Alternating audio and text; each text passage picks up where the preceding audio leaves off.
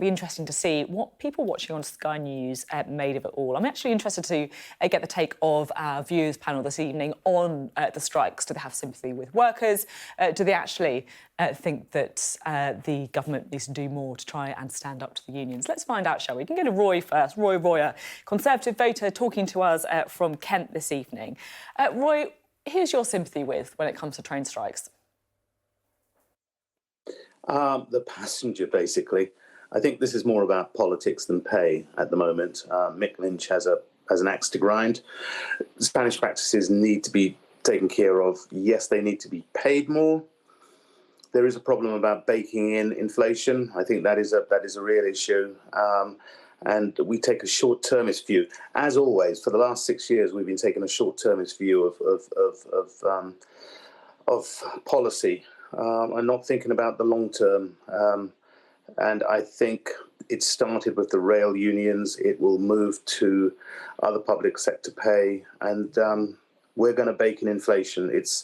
I'm just sort of hunkering down for another 6 or 8 years of pain, basically, economically speaking. Interesting. I mean, that did really echo with what Mark Harper was saying about how you can't embed inflation into pay expectations. Let's go to Ros next, shall we, to see what your take is on this. Ros McMullen, Labour voter from York. Whose side are you on when it comes to the rail dispute? Well, I'm on the side of working people, and the working people in this instance are the members of the RMT, some of whom are extremely poorly paid. And I mean, when you listen to Mick Lynch and then you listen to the Tory government, it's quite obvious who you trust, who's telling the truth. When I heard Rishi Sunak today at Prime Minister's Questions accuse Keir Starmer of being on the side of the unions and not on the side of working people, I thought, he needs a history lesson, he needs a civics lesson. Who the heck does he think the unions are? And it's as if the government are trying to pretend that we are 50 years ago. It's totally bizarre. The rich are getting richer, the poor are getting poorer. We've had 12 years of Tory government, 5 prime ministers, 7 chancellors, and it's a mess. It is a mess. They have destroyed the economy and they are making life extremely difficult for working people. And I think we are in for a very, very difficult time. But what they're trying to do is they're trying to turn workers against workers.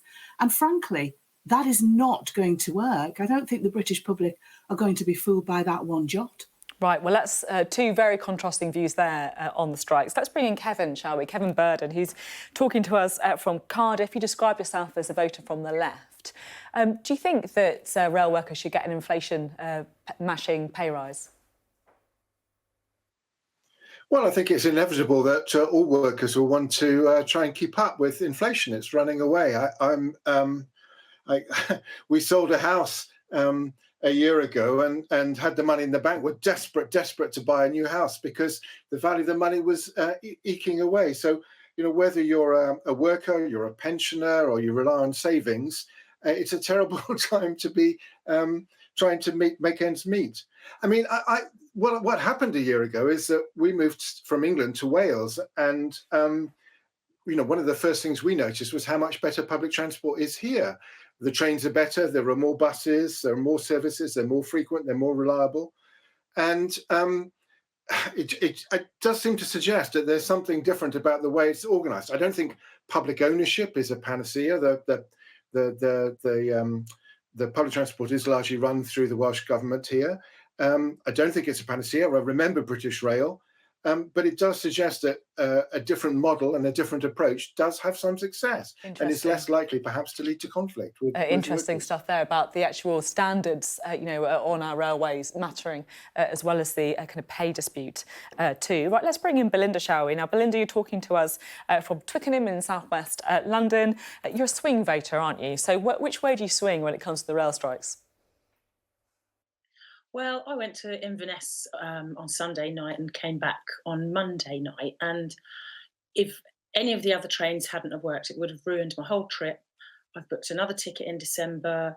And so just never knowing whether anything's going to go ahead or not, it's really upsetting and worrying for people when things go wrong, for workers, for students.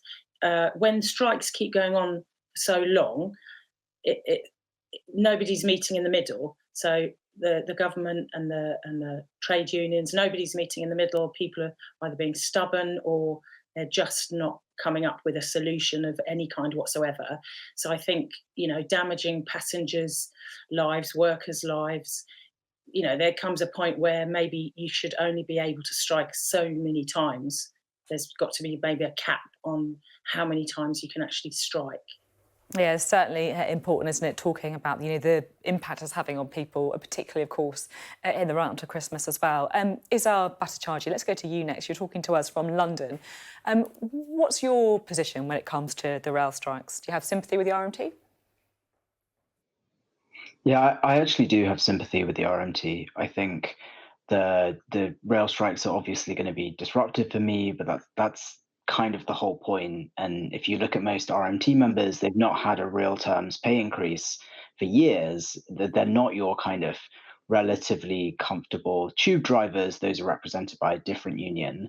And so actually looking at a pay rise, which is still less than the inflation rate, feels not crazy unreasonable for me. And the disruption, I think, is something that I'm kind of willing to stomach, given the cost of living crisis and the kind of reasonable ask for a pay increase. Right, let's talk to John then, shall we? Finally, John Comerford, a Conservative voter. You're talking to us from Ashbury in Kent. John, do you have sympathy with the RMT, or are you concerned about the disruption the strikes might cause? I'm very disturbed about the passenger and the disruption that they're going to suffer. The timing, I know they've had these strikes on for a long time, but I think the timing of this latest lot will bring probably the worst disruption as far as people are concerned. And I'm just disappointed that the government, who I do support, I'd like to see Mark Harper get there tomorrow and bang a few heads together, as opposed to just saying he's going to facilitate something. He's a very good MP. He's certainly done well over the years. Let's see him come to the table tomorrow and try and get a result before these strikes start. There you go. I can see a couple of panel members nodding along with that part of your answer, John. So I think there's a bit of agreement there in hoping for a last-minute resolution. Thank you so much, all of you, for giving your views on the rail strike, something I'm sure many people at home are going to have concerns about as well.